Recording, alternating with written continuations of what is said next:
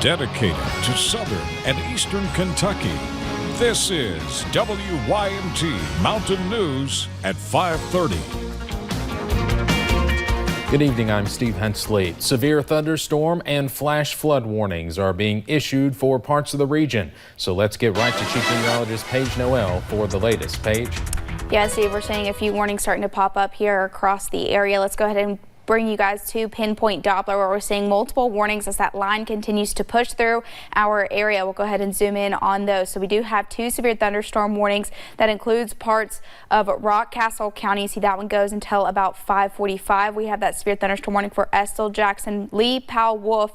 That goes until 6 o'clock. And then we also have that flash flood warning. That goes until about 8 o'clock. That's for Estill, Lee, and Wolf. This line has just been slow moving, producing very heavy rain. That's really the main concern with these. Definitely some gusty winds and some light hail could be associated with these storms as well. We do still have this flash flood warning for our friends up in Rowan County. That goes until about 6:45. We'll see if that gets expired here soon. We did get some reports of some minor flooding in that area, so I'm sure that flash flood warning will continue to be in effect. And we also are keeping a close eye. Well, that flood advisory just actually got canceled right at 5:30 for our friends down in Campbell in Claiborne County. They've seen some issues this afternoon as well. You can see temperatures, though, have definitely cooled off since that rain has moved through parts of the area. That'll continue as that cold front continues to push through. That's what's pushing through the mountains now, creating those showers and storms this evening. I'll have a look at that full forecast, though, coming up in just a few short minutes. Steve. All right, Paige. Also heard of some water issues down in Bell County just in the last few moments, even a water rescue.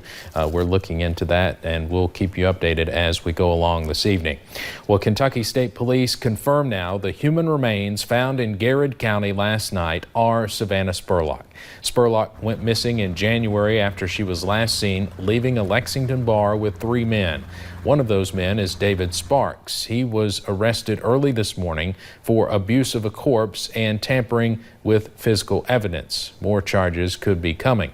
We'll have more on these new developments coming up at 6.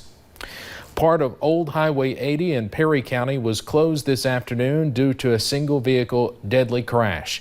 WYMT's Katie Cook was at the scene and has more.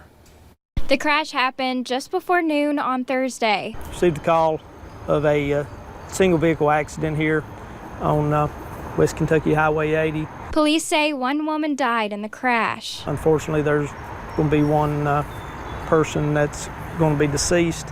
Can't release her name at this time. We're waiting to have deputies contact family members, first of kin. People nearby heard the collision and dialed 911. Well, I was standing on top of the bridge there looking over at these guys, and I just heard a tire squeal and a big thud. While the investigation is ongoing, officers suspect wet road conditions could have caused the car to hydroplane.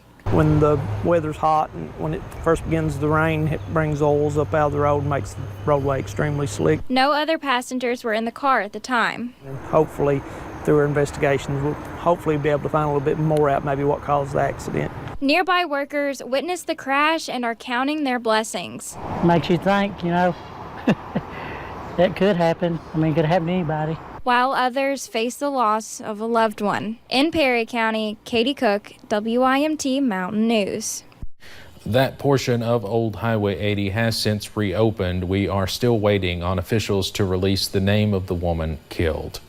We learned today how Democratic lawmakers want to fix the state's pension system. They released their plan today. Hillary Thornton has been looking through it and talking to lawmakers. Leaders in the governor's office say they are now in the process of reviewing the House Democrats' proposal. It is a plan that the Democrats believe will create the best path forward for the dozens of agencies facing skyrocketing pension costs. We're not here to grandstand. We're not here to do anything but to try to make proposals that we believe are sound. House Minority Leader Rocky Adkins calling their proposals faster, cheaper, and standing on much stronger legal ground than Governor Matt Bevin's bill that was put out months ago. The Democrats putting out 2 bills that they believe will help with the state's pension crisis, that is, putting costs on dozens of critical agencies that they say are unsustainable. Both of their bills would freeze the rate and redirect health insurance payments for 5 years to the lower funded pension side. The second bill goes a bit further by adjusting assumptions to calculate employer costs, and it would increase payroll growth from 0 to 1% per year. They say a key thing to their plan is that employee and retiree benefits are not impacted, keeping everyone in the state system. Democratic leaders say they have had positive meetings with House leadership on these bills.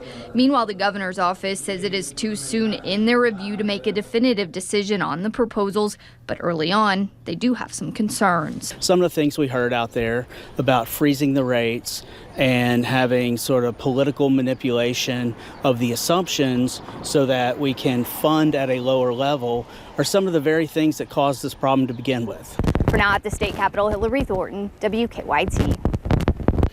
Lawmakers say they were told July 19th is a possible start date for the special session.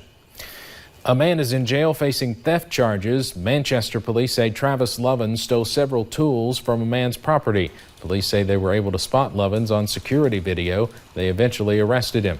Lovins is also charged in connection with a church burglary that happened back in May.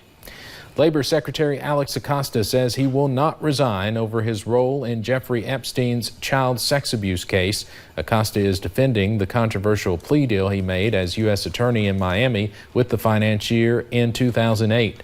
Acosta's account of how he handled Epstein's sex trafficking case is being questioned.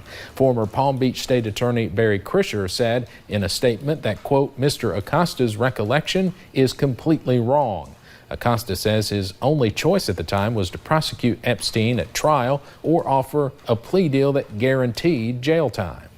How do you weigh those two if going to trial is viewed as the roll of a dice?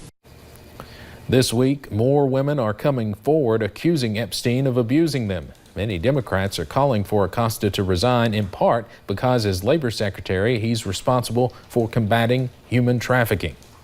One person was killed and 2 others rescued after a powerboat hit a jetty and capsized on Lake Michigan. A man and woman were pulled from the water and are listed in good condition. Divers found the body of a 28-year-old woman after an hour-long search. According to a witness, the boat was speeding before it capsized. The Chicago Fire Department says the woman killed was not wearing a life vest.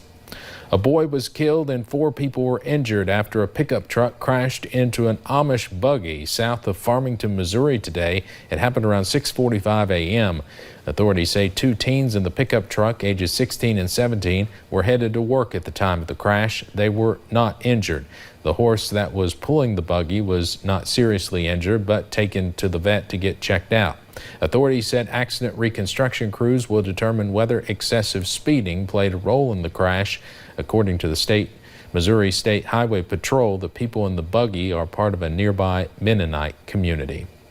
Coming up on Mountain News at 5:30, kids in Clay County learn to make healthy recipes during a cooking camp. And we're keeping a close eye on some of those warnings that are popping up due to that strong line of showers and storms moving into our area. I'll have a look at the rest of that forecast coming up in just a few short minutes.